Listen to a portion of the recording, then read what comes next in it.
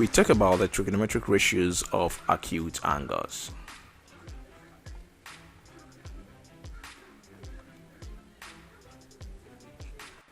Now, first, we have three basic trigonometric ratios, and these are the sine, we have the cosine, and we have the tangent. We abbreviate the sine and write it as just sin, something like sin. We abbreviate the cosine and write it as cos, and the tangent you see something like tan. Now, one thing that you have to understand is that when we say a ratio, we referring to division. And when you say an angle is acute, it means the angle is less than 90 degrees. So there are a lot of acute angles. Any angle that is greater than 0 but less than 90 is an acute angle. So looking at the trigonometric ratios of acute angles, we will be talking about the three basic trigonometric ratios, and these are the sine, the cosine, and the tangent, or the sine cos tan. Now, one thing that you have to realize is that trigonometry or trigonometric ratios define relations between the different sides and angles of a right angle triangle. If you remember clearly, in our previous video, we said that trigonometry revolves around a type of triangle we call the right angle triangle. And let me label the points of this triangle. Triangle has got three sides, so we have the side AB, BC, and CA or AC. Now at the point B, you can see the sign there. This sign you see here, there is a horizontal line and a vertical line. This denotes the angle 90 degrees, or we call it a right angle. A right angle is an angle of measure 90 degrees. Thus, when we say a right angle triangle, that is a right angled triangle, then we are referring to a triangle that has got one of its interior angles to be 90 degrees. And that is what we do when we talk about trigonometry. So let us see how this applies, and I'm going to draw the XY plane again. Now let us have our y-axis, this vertical axis here, and let's have our x-axis here. Now let this be the point O from here, and let's have, as I did in our previous video, let's have a ray OA along the x-axis. So to this point A, if this ray is rotated about the point O, that is from its initial side, this side, initial side, to another side, that is the terminal side here, the point B here, such that we have OB also here, and we construct a vertical line or a perpendicular line from the point B to the point A, something like this. So let's shift the point A a little bit here.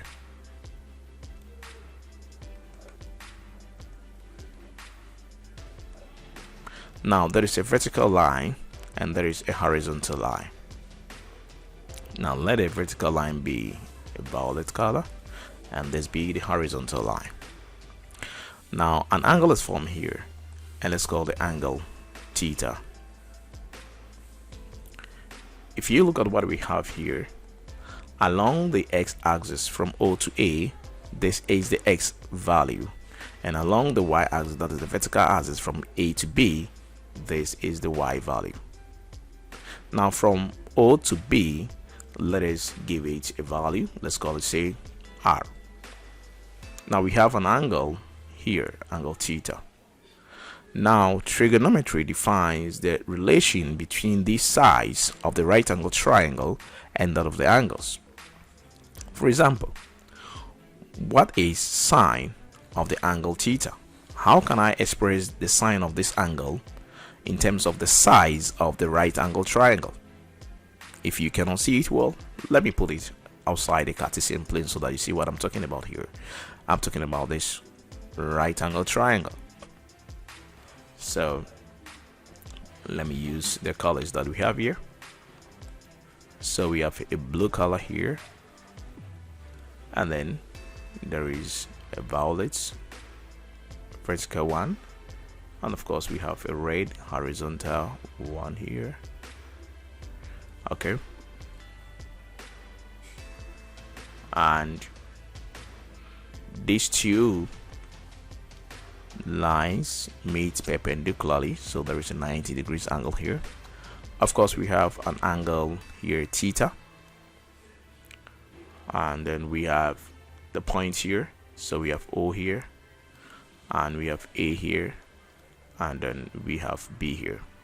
So if we say sine theta, what we mean is that how can we express the sine of this angle in the size of the right angle triangle here.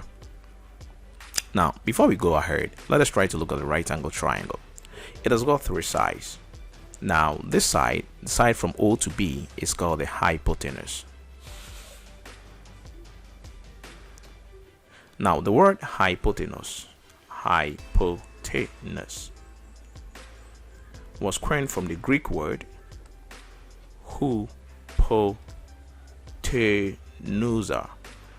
and this word means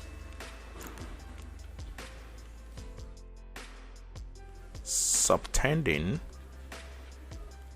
or stretching over, subtending or stretching a line or over a line. So if you look at what is happening here, the hypotenuse is stretching or subtending a particular angle, the angle 90 degrees to be specific. So it is called hypotenuse because it subtends the 90 degrees angle. In other words, it is directly opposite to the 90 degrees angle. Now it has got two other sides. One of these sides is called the side opposite, and one is called the side adjacent. Now one thing that you have to be very careful is that the opposite and the adjacent sides depends on which angle you are talking about, because within the right angle triangle there are two acute angles. There is one angle here. Of course there is another angle that can be put also here, because an angle is formed when two lines meet. Let us give a name to this angle here. We are calling this theta. Let me say this one is also called beta. So let's have the angle beta here.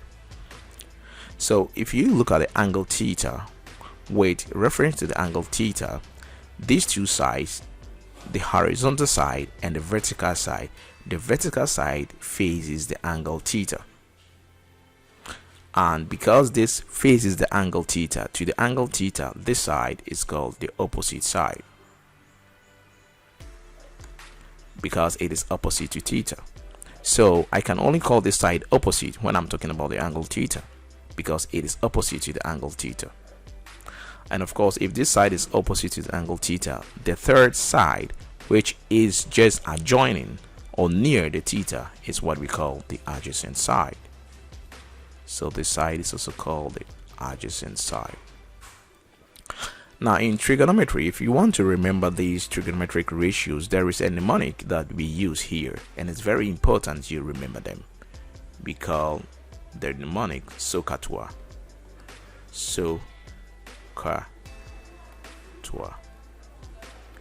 And that is pretty simple.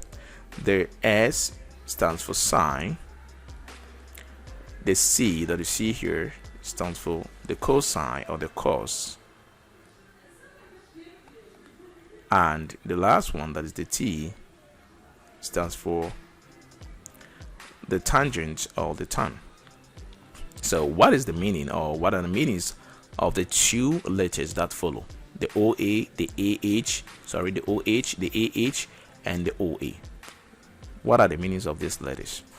Now these letters are sides of the right angle triangle. So here simply means the opposite side divided by the hypotenuse side. And Ka here means the adjacent side divided by the hypotenuse side. And the T, the OA, means the opposite side divided by the adjacent side. So now let us go back to our right angle triangle. So if I want to find the sine of the angle theta, the sine is the opposite side divided by the hypotenuse Now if you look at the diagram that we have here, there is theta, and the side that is opposite to theta is the side AB.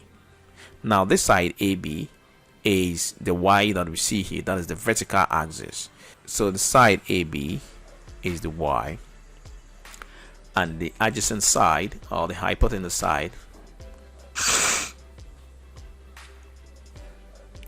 and the adjacent side is the side x that we see here. The hypotenuse is the r.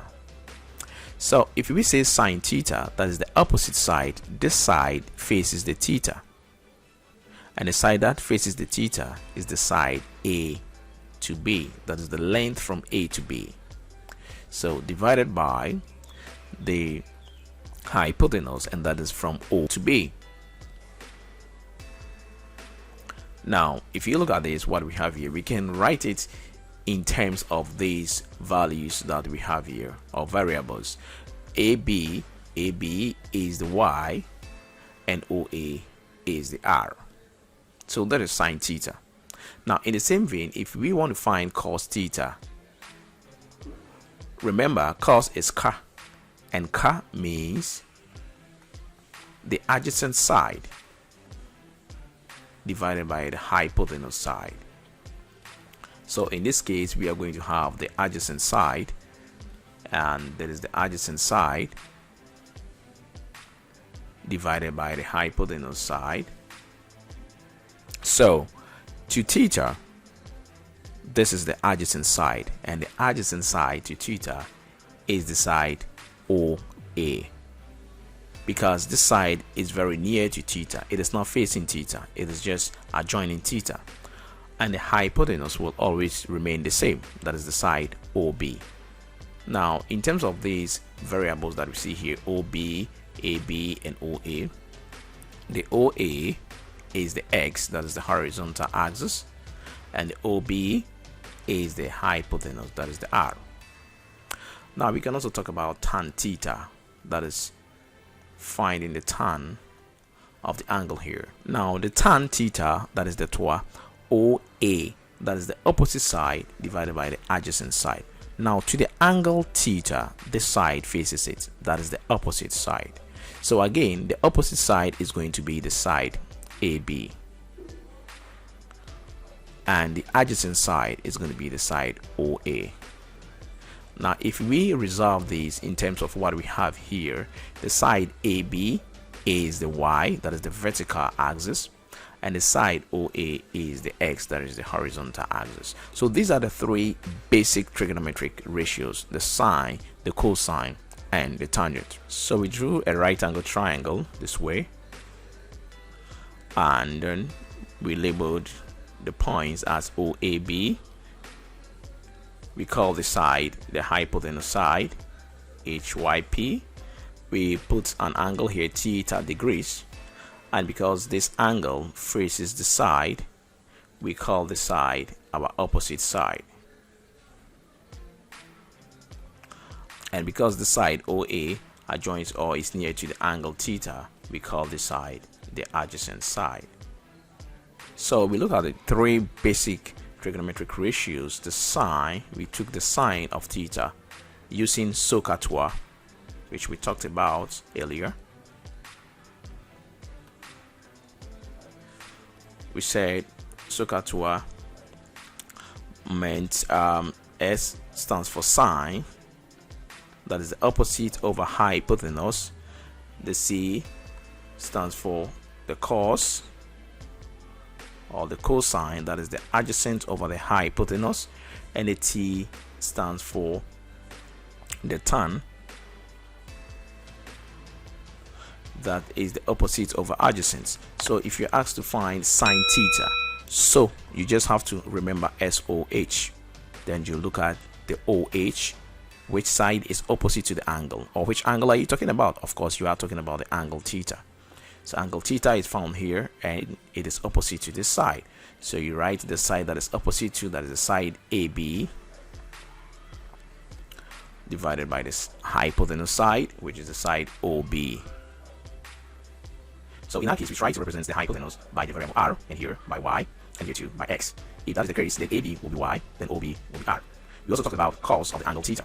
Now for the cos of the angle theta, cos, we have to use ca to remind ourselves of what cos means. That's how we can express cos of the acute angle in terms of the side, that is the ratio of the sides of the right angle triangle. And cos means adjacent side over the hypotenuse side. Now the adjacent side to this angle, of course we are talking about the angle theta. So this is the adjacent side. This is the side that is near, that is attached to theta. So the adjacent side first, cos, we talk about the adjacent side, and that is the OA. Divided by the hypotenuse, which is always the same because it is always the side that is opposite to the 90 degrees angle, and it is the longer side of the three. So that is also the side OB. So OA, we said, is horizontal x, and OB is r. We did talk about the tan of the angle theta here, and tan is opposite of adjacent. We use tua to remember tan. T for tan, and O stands for the opposite side, and A stands for the adjacent side. Now, once again, with reference to this angle theta, the opposite side is the side AB, and the adjacent side is the side OA. Now, in terms of these variables that we have, the RY, X, AB is the vertical Y, and OA is the horizontal X. So that's all that we talk about, the basic trigonometric ratios. Now, we can take the inverse of these trigonometric ratios, and when we do, we get other 3 ratios, trigonometric ratios, making 6 in total. Now, so this is what we're going to do now. First, we will look at the sine. When we take the inverse of the sine, for example, if I have a fraction 2 out of 3, and I want the inverse of 2 out of 3, to be precise, the multiplicative inverse, I just have to switch the numerator and the denominator so that I get 3 out of 2. In the same vein, if I have a fraction, say 4 out of 7, I switch the 2 and I have 7 out of 4. Now, sine theta is the same as sine theta out of 1. Anything is out of 1, isn't it? So if I want to find the inverse of sine theta, I just have to switch it over and I have 1 out of sine theta. Now 1 out of sine theta has a special name that we gave to it, and we call it the cosecant. So sine theta, I have the cosecant theta, and we can simply say the cosec theta, and some people even write it as the CSC theta. Now let us also look at the cos. When we also take the inverse or reciprocate the cos theta, what do we get? We get 1 out of cos theta. Now 1 out of cos theta is given a special name. We call it the secant theta. We simply call it the sec theta. So the inverse of the cos theta is the sec theta, and the inverse of the sine theta is called the cosec theta. Now let's go on. Let us also invert the tan theta. We will have 1 out of tan theta, and 1 out of tan theta, that is the inverse of the tan theta, also has a very special name. We call it the cotangent theta. The cotangent. That is simply written as cot theta. So the inverse of the tan theta is the cot theta. Now let us look at these 6 trigonometric ratios. Now we have talked about 6. First, let's look at the basic ones, the basic 3. We talked about the sine theta, and let us look at their inverses here. And we say that if you take the inverse of sine theta, what you get is the cosec theta, the cosec, or the CSC theta. We also talk about the cos theta, and when you take the inverse of the cos theta, what do you also get? We say that when you invert this, you also get the secant theta, or simply the sec theta. Then we talk about the tan theta, and we said if you also invert the tan theta or take the inverse of the tan theta, what do you get? We say that if you take the inverse of tan theta, you also get the cotangent theta, or simply the cot theta. Now let's take it simple here. So sine theta, we have cosec theta, cos theta, we have sec theta, tan theta, we have cot theta. Most students have problems reminding themselves or remembering this, and that is their secret. I think the third one is very clear. Now that is the first, the second, the third. So we have 6 trigonometric ratios. The first 3 basic ones are here: the sine, cos, tan, and we have another one. We have cosec, sec, and cot, making a total of 6 trigonometric ratios. Trigonometric ratios. Okay, so let us see how we can remind ourselves here. Now the third one is very, very convincing, because tan, you take the co of the tan. So the co means the complementary, something like tenants, and you have co-tenants. You see? So we say we have tangent, then we have co-tangent. So the third one is very clear. Tan, cots. But the confusion is here. Why cos theta, but we have sec theta? Let me show you how you can remind yourself, or you can remember this easily. In each, after realizing this, you can see that in each of the pair we have only one co. Look at this here.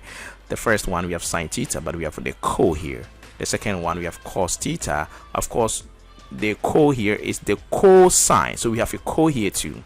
And the third one we have tan and cot theta, so we have the cotangent, we have another co here. So you should always be aware that there is only one co in a pair. This means that if you write something like cos theta and you think the inverse is cosec theta, you should know that you are wrong, because there are 2 cos here.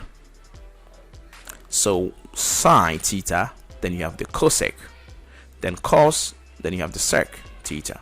So these are the 6 trigonometric ratios that we have.